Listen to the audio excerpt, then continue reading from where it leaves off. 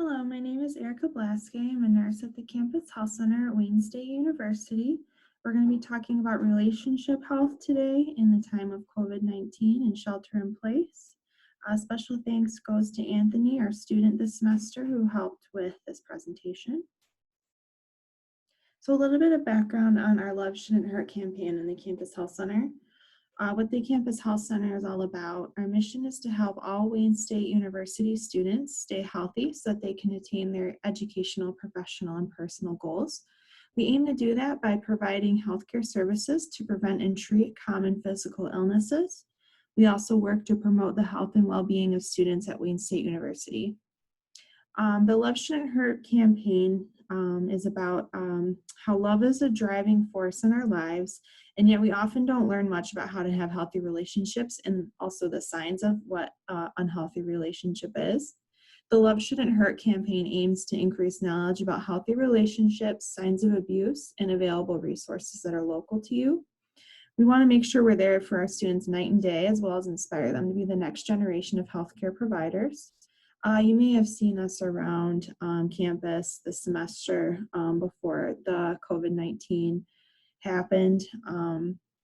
We had a bunch of information tables at the Student Center about this. So the importance of healthy relationships.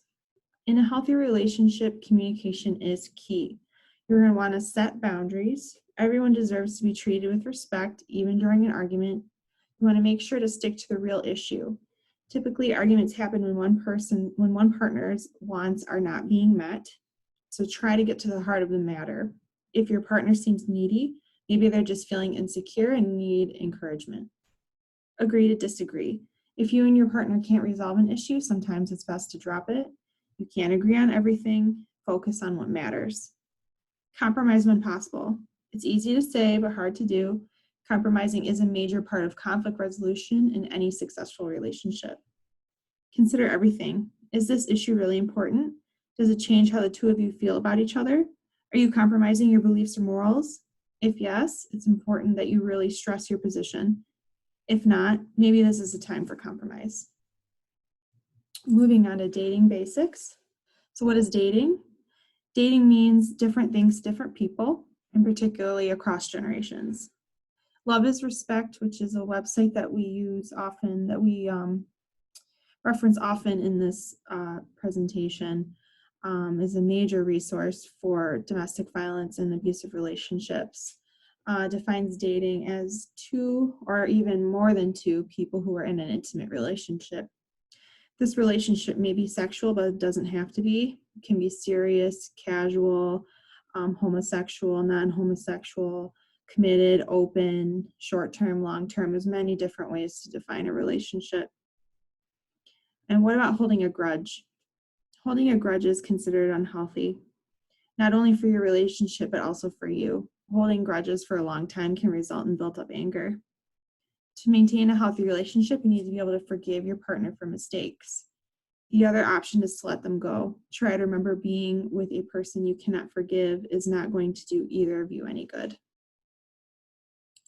So what is considered a healthy relationship, and what should you look for in a partner? This person treats you with respect. They don't make fun of things you like or want to do. They never put you down. They don't get angry if you want to spend time with your friends or family. They listen to your ideas and are able to compromise. They aren't excessively negative. Share some of your interests and supports you in pursuing what you love. They aren't afraid to share their thoughts and feelings with you. They're comfortable around your friends and family, and they're proud of your accomplishments and successes. Now we added a special slide regarding LGBTQ relationships, just because they may have some additional special concerns. No matter your sexual orientation, you deserve a healthy relationship. Special concerns in an LGBTQ plus relationship might be your partner respects your chosen gender pronouns or name. They respect your boundaries. They never threaten to out you to other people. And they never disrespect your gender or sexual identity just because you don't have sex the way they want you to. So how can you better communicate in a relationship? You can always try to find the right time. If something is bothering you and you'd like to have a conversation about it, it can be helpful to find the right time to talk. Be sure to talk face to face. Using things like email or text, people can take things out of context or misread information and miscommunicate in that way. Do not attack each other. Be honest. Check your body language. Use the 48-hour rule. If your partner does something that makes you angry, you need to tell them about it. You don't have to do so right away. So we're going to talk about different types of abuse. This can be physical, which is any intentional and unwanted contact with you or something close to your body. This can be emotional. It includes non-physical behavior such as threats. Sexual abuse refers to any action that pressures or coerces somebody to do something sexually that they don't want to do. It can be financial abuse, more subtle, but it can include telling you what you can and cannot buy or requiring you to share control of your bank account.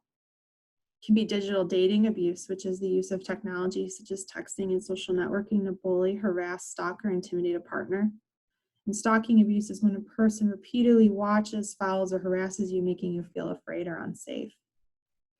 And this wheel here shows different ways that people might use power and control over you in an unhealthy relationship, such as intimidating, coercion, or threats, economic abuse, abusing privileges, or using the children against you, minimizing, denying, or blaming you, or isolating you from your friends and family. So what are some signs of abuse? Showing extreme jealousy, physically hurting or intimidating you by insulting, demeaning, or shaming you, or ignoring your feelings or boundaries. Your partner may also try and control your money, your social media, or your phone, who you see, where you go, or what you do. Here's a good quiz that you might want to take, some questions you can ask yourself to find out, am I in a healthy relationship? So the person I'm with, often, sometimes, or never, and then go through these 20 questions. And then you can score yourself at the end to kind of help determine what kind of relationship you're in.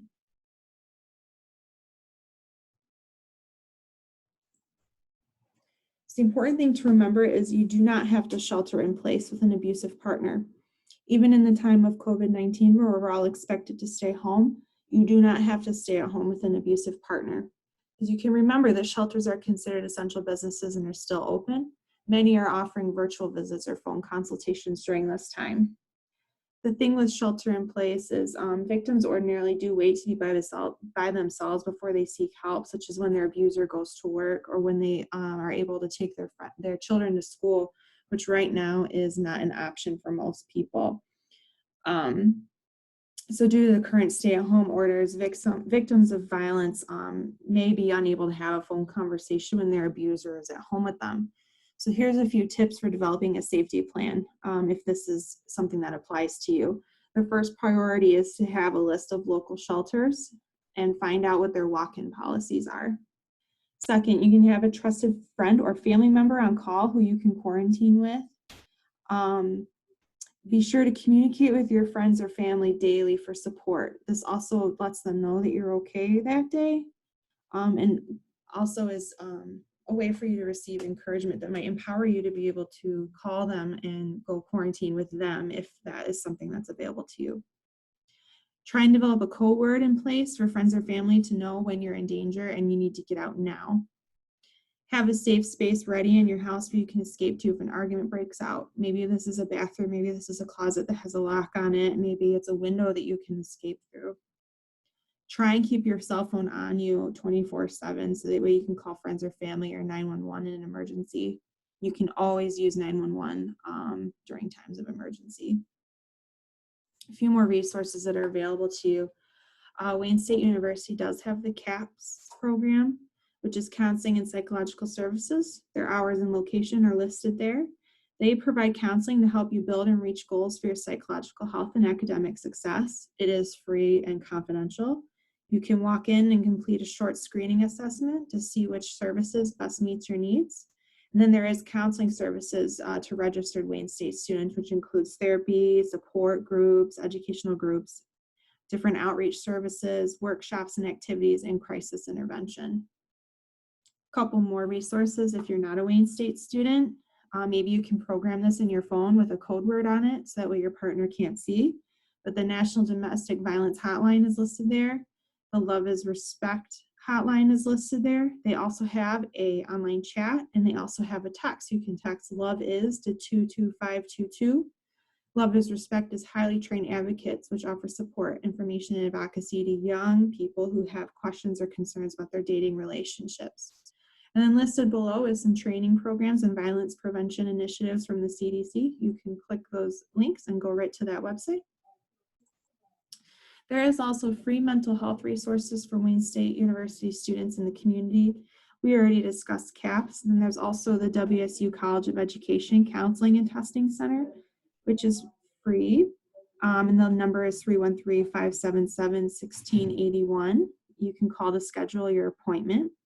And there's also the Wayne State Suicide Prevention Initiative, free virtual training and outreach services about suicide prevention and mental health. There's the website there. You can access free online training as well as mental health first aid training. Here's our Campus Health Center contact list, including social media, email, online. We're going to be offering telehealth visits soon through phone or webcam. This is a resource for you in case none of these other things work for you. We may be able to direct you to another place that works for you. And finally, there's a list of references available to you. So that way, if you want to find additional information, you can click these websites and maybe read up for yourself on domestic partner violence. So thank you so much for listening to this webinar. Campus Health Center is here for you in case you need us. And stay safe in the time of COVID.